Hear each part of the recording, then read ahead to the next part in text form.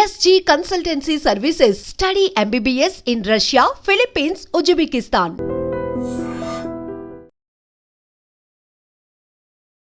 నమస్తే, welcome to I dream talking point with కవిత.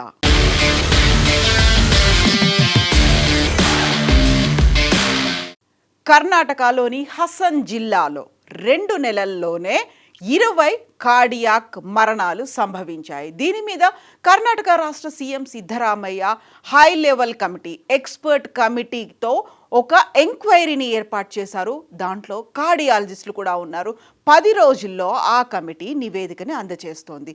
దీనికి ప్రధానమైనటువంటి కారణం కోవిడ్ వ్యాక్సిన్ ఏమైనా సడన్ కార్డియాక్ డెత్స్కి కారణమవుతోందా? ఇదే మాట, ఇదే ఆలోచన ప్రతిసారి పదే వస్తోంది. కరోనా మరణం జరిగినప్పుడల్లా కరోనా వ్యాక్సిన్ తీసుకున్న తర్వాత సడన్ కార్డియాక్ అరెస్ట్తో యంగ్ జనరేషన్ చనిపోవడం అనేది, 18 to 45 years ఏజ్ లిమిట్లో ఉన్నటువంటి అడల్ట్స్ సడన్ కార్డియాక్ అరెస్ట్తో చనిపోతున్నారు అనే మాట మనం కరోనా తర్వాత వింటున్నాము. అందులోనూ కరోనా వ్యాక్సిన్ వల్లే ఇలాంటి మరణాలు సంభవిస్తున్నాయా అనేటువంటి డౌట్ ప్రతిసారి పదే కరోనాకి సంబంధించి వ్యాక్సిన్ తీసుకున్న తర్వాత ఆ పీరియడ్ తర్వాత కార్డియాక్ అరెస్ట్తో చనిపోతున్నారు అంటే వింటూ వస్తున్నాము. అందువల్లే కర్ణాటక రాష్ట్రం సీఎం సిద్ధరామయ్య ఒక హై పవర్ కమిటీని ఏర్పాటు చేశారు. ఎక్స్పర్ట్స్తో కూడినటువంటి కమిటీని ఏర్పాటు చేశారు. 10 రోజుల్లో ఆ కమిటీ నివేదిక ఇస్తుంది. కరెక్ట్గా మంగళవారం రోజు హై పవర్ కమిటీ, ఎక్స్పర్ట్ కమిటీని ఏర్పాటు చేశాము అని కర్ణాటక రాష్ట్ర ప్రభుత్వం అనౌన్స్ చేసిన వెంటనే కేంద్ర ప్రభుత్వం హెల్త్ డిపార్ట్మెంట్ ఒక నోటుని రిలీజ్ చేసింది. దాంట్లో చాలా క్లియర్గా ICMR గతంలో చేసినటువంటి స్టడీ రిపోర్ట్ని, అలాగే ప్రస్తుతం ఎయిమ్స్ చేస్తున్నటువంటి స్టడీ రిపోర్ట్ను కూడా అందజేసింది. సో ఆ రిపోర్ట్కి సంబంధించి ICMR and NIE, national institute of epidemiology, Indian council of medical research, ICMR Indian council of medical research కేంద్ర ప్రభుత్వం ఫండ్స్తో నడుస్తోంది. హెల్త్ డిపార్ట్మెంట్ ICMRకి ఫండ్స్ ఇస్తోంది. అందులో NIE చేసినటువంటి రిపోర్ట్కి సంబంధించి సారాంశం ఏంటంటే, దాదాపుగా 1.5 సంవత్సరం క్రితం రిపోర్ట్స్ అనే ఒక స్టడీ అనేది చేశారు. అది కరోనా వ్యాక్సిన్కి, హార్ట్ అటాక్స్కి ఏమైనా సంబంధం ఉందా అనేది. ఆ రిపోర్ట్ని మనం చూస్తున్నాము. Extensive studies by ICMR and AIIMS on sudden deaths among adults post-COVID have conclusively established no linkage between COVID-19 vaccines and sudden deaths అనేవి.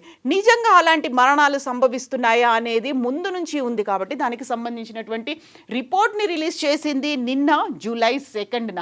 దాంట్లో ప్రధానంగా మనకి కనిపిస్తోంది This study was carried out from May to August 2023. దేశవ్యాప్తంగా ఉన్నటువంటి 47 ప్రభుత్వ హాస్పిటల్స్కి సంబంధించినటువంటి చేసిన స్టడీ 19 రాష్ట్రాల్లో, యూనియన్ టెరిటరీస్లో చేశారు. అందులో అక్టోబర్ 2021 నుంచి మార్చ్ 2023 వరకు ఈ స్టడీ అనేది జరిగింది. 800 మరణాలని, అందులో 3,000 వరకు కంట్రోల్స్ని యూజ్ చేసినటువంటి స్టడీ. ఆ స్టడీ ఫైండింగ్స్ ఏంటంటే, ఆ స్టడీకి సంబంధించి చేసినటువంటిది factors associated with unexplained sudden deaths among adults aged 18 to 45 years in India, a multicentric matched case control స్టడీగా చేశారు. సో దీంట్లో ఫైండింగ్స్ ఏంటంటే, the findings have conclusively showed that COVID-19 vaccination does not increase the risk of unexplained sudden deaths in young adults. ఇది ICMR NIE చేసినటువంటి, national centre for disease control చేసినటువంటి ఈ study రిపోర్ట్కి సంబంధించి NIE director and scientist doctor Manoj కూడా తన వివరాలను వెల్లడించారు. యాక్చువల్గా ఇప్పుడు కర్ణాటక ప్రభుత్వం ఏర్పాటు చేసినటువంటి ఎక్స్పర్ట్ కమిటీ తర్వాత వచ్చినటువంటి రిపోర్ట్, ఇది బయట పెట్టినటువంటి రిపోర్ట్ కాబట్టి దానికి దీనికి లింక్ లేదు. బట్ ఇప్పుడు హై లెవెల్ కమిటీ ఒకటి ఏర్పాటు చేస్తారు కాబట్టి we will wait for the result. అక్కడ ఏమవుతుంది, ఆ స్టడీకి సంబంధించి ఎక్స్పర్ట్ కమిటీ ఏం రిపోర్ట్ ఇస్తుంది అనేది మేమైతే చూస్తున్నాము. But vaccine not associated to sudden deaths అనేది డాక్టర్ మనోజ్ చెప్తున్నటువంటి మాట. ఇక నెక్స్ట్ జరిగినటువంటి ఇంకొక స్టడీ ఎయిమ్స్ ప్రస్తుతం చేస్తుంది. All India institute of medical sciences Delhi ఈ స్టడీని చేస్తోంది. ప్రస్తుతం ఆ స్టడీ అనేది కంటిన్యూ అవుతుంది. ఇంకా ఫైండింగ్స్ అనేవి ఫైనల్ స్టేజ్ ఒక కంక్లూషన్కి రాలేదు, ఒక రిజల్ట్ని అనౌన్స్ చేయకపోయినప్పటికీ ఎయిమ్స్ చేస్తున్నటువంటి second study establishing the cause in sudden unexplained deaths in young. So young అంటే 18 to 45 years అనేది పెట్టుకున్నారు. ఇప్పుడు కర్ణాటక ప్రభుత్వం ఏర్పాటు చేసినటువంటి ఎక్స్పర్ట్ కమిటీ తర్వాత ఐసీఎంఆర్ ఎన్సీడీసీ సర్వే రిజల్ట్ని ఇప్పుడు అనౌన్స్ చేశారు. ఆ తర్వాత ఎయిమ్స్ అనేది ఇప్పటికీ అవుతుంది. The final results will be shared once the study is complete. ఇప్పటికీ కూడా స్టడీ కంప్లీట్ అవ్వకపోయినప్పటికీ దానికి సంబంధించినటువంటి రిజల్ట్స్ ఏంటంటే together these two studies offer A more comprehensive understanding of sudden unexplained deaths in adults in India. So NCDC and ICMR చేసింది 1.5 year back study. దానికి ఇప్పుడు AIIMS చేస్తున్నటువంటి స్టడీలో కూడా రిజల్ట్ అనేది పెద్దగా తేడా లేదు. అంటే కరోనా వ్యాక్సిన్కి సడన్ కార్డియాక్ అరెస్టులతో జరుగుతున్నటువంటి డెత్స్కి లింక్ అనేది లేదు. దానికి సంబంధించి చెప్తున్నటువంటి రీజన్స్ కూడా చాలా డిఫరెంట్గా కనిపిస్తున్నాయి. సో ఇప్పుడు మనం ఐసీఎంఆర్ అండ్ ఎయిమ్స్ స్టడీస్కి సంబంధించి చూస్తే కంక్లూషన్స్ అనేవి vaccination does not appear to increase the risk, whereas the role of underlying health issues, genetic predispositions ఇవన్నీ ఉన్నాయి. జెనెటికల్గా వాళ్ళకి ముందు నుంచి లక్షణాలు ఉండొచ్చు, లేకపోతే వాళ్ళ ఫ్యామిలీలో ఆ హిస్టరీ ఉండొచ్చు, లేకపోతే జెనెటిక్ మ్యుటేషన్స్ అయ్యి ఉండవచ్చు, లేకపోతే కరోనా గతంలో చాలా సీరియర్గా సీరియస్ స్టేజ్కి వచ్చిన తర్వాత వచ్చేటువంటి అదర్ ఇష్యూస్ అయి ఉండొచ్చు, లేకపోతే లైఫ్ స్టైల్ డిజార్డర్స్ అయి ఉండొచ్చు, వాళ్ళు ఆల్కహాల్ కూడా తీసుకుంటూ ఉండొచ్చు అనేటువంటి ఒక ఫైండింగ్స్ని ఇచ్చారు. అండ్ మోర్ ఓవర్ ఇక్కడ ఇంట్రెస్టింగ్గా కనిపిస్తోంది, సడన్ డెత్స్ జరగకుండా చూసేటువంటి ఒక ప్రొటెక్షన్ని కోవిడ్ వ్యాక్సిన్ ఇస్తుంది. అంటే కార్డియాక్ అరెస్టులతో పోకుండా చూసేటువంటి కెపాసిటీ అనేది కోవిడ్ వ్యాక్సిన్ ఇస్తుంది అనేది ఈ డీటెయిల్డ్ సర్వే స్టడీ రిపోర్ట్ని బట్టి వస్తుంది. బట్ ఇక్కడే మళ్ళీ కంప్లీట్గా ఒక ఫైనల్ రిజల్ట్ అనేది రాలేదు. The final result will be shared once the study is complete. ఇక్కడే అసలైనటువంటి 2 క్వశ్చన్స్ కనిపిస్తున్నాయి. అది కూడా 1.5 year back ICMR and NCDC చేసినటువంటి సర్వే రిజల్ట్ని ఇప్పటిదాకా ఐసీఎంఆర్ కానీ ఎన్సీడీసీ కానీ ఈవెన్ హెల్త్ డిపార్ట్మెంట్ కానీ తన డొమైన్లో ఎందుకు పెట్టలేదు, ఎందుకని వెబ్సైట్లో దాన్ని ఇంకా ప్రచురించలేదు, పబ్లిక్ దాన్ని యాక్సెస్ చేసుకునేట్టుగా ఎందుకని పెట్టలేదు అని. అండ్ సెకండ్ థింగ్, కర్ణాటక ప్రభుత్వం ఏర్పాటు చేసింది హై ఎక్స్పర్ట్ కమిటీని ఏర్పాటు చేసినటువంటి వితిన్ అవర్స్లోనే ఎందుకని దీన్ని రిలీజ్ చేశారు. ఒకటి యాక్చువల్గా 1.5 year బ్యాక్ జరిగినటువంటి స్టడీ రిజల్ట్స్ ఇప్పటికీ బయట పెట్టకపోవడం, రెండవది ఎయిమ్స్ చేస్తున్నటువంటి స్టడీ రిజల్ట్స్ కూడా కంప్లీట్ అవ్వకముందే ఒక కంక్లూజన్కి రావడం ఇక్కడే అనుమానాలకి తావిస్తోంది. ఎందుకని జాప్యం జరిగింది? యాక్చువల్గా ఈ స్టడీ కూడా జరిగింది, గతంలో జరిగింది కూడా అక్టోబర్ 2021 నుంచి మార్చి 2023 వరకు జరిగినటువంటి ఆ రిపోర్ట్ ఇప్పటికీ 1.5 year గడిచిన తర్వాత కూడా పబ్లిక్ డొమైన్లో ఎందుకు లేదు అనేది. ఆ తర్వాత నిజంగానే కర్ణాటకలో హసన్ జిల్లాలో 2 నెలల్లోనే 20 మరణాలు అనేవి సంభవిస్తే ఎందుకని దాన్ని ఇంకా బయట పెట్టలేదు? యాక్చువల్గా అక్కడ ఏం జరుగుతోంది అనే దాంతో పాటుగా ఇప్పుడు ICMR and AIIMS, NCDC, NIE ఈ వాళ్ళందరూ చెప్తున్నటువంటి మాట ఒకే మాట చాలా పదే పదే క్లియర్గా చెప్తున్నారు. Establishing the cause in sudden unexplained deaths in దీనికి సంబంధించి COVID vaccination to sudden deaths are false and misleading. False and మిస్లీడింగ్గా ఉన్నాయి. బట్ ఎందుకని ఇలాంటి మరణాలు సంభవిస్తున్నాయి?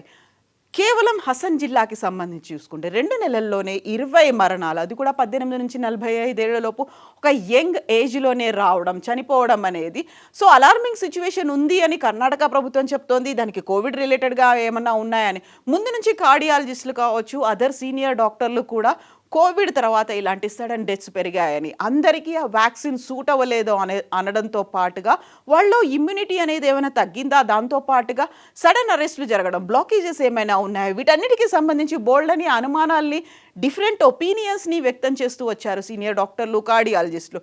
బట్ ఇప్పుడు మాత్రం ఎయిమ్స్ అండ్ ఐసీఎంఆర్ చేసినటువంటి స్టడీ రిపోర్ట్స్ మాత్రం చాలా క్లియర్గా అదే మాట చెప్తూ వస్తున్నారు. బట్ ఏం జరగబోతోంది? ఈ government of India remains committed to evidence based public health research to protect the well being of citizens. So scientific evidences లేకుండా సైన్స్ కావచ్చు, మెడికల్ టెక్నాలజీ కావచ్చు, దీన్ని మనం నమ్మడానికి లేదు. యాక్చువల్గా ప్రతిదానికి సైన్స్ ఎవిడెన్స్ అనేది ఉండాలి. బట్ సైన్స్ ఎవిడెన్స్ అది చూపించట్లేదు అని ICMR and AIIMS, NCDC, NIE ఇవన్నీ కూడా చెప్తున్నప్పుడు ఈ కాజ్, ఆ లింకేజ్ అనేది ఏం జరిగింది? దీనికి సంబంధించి $1 మిలియన్ క్వశ్చన్గా ఉంది.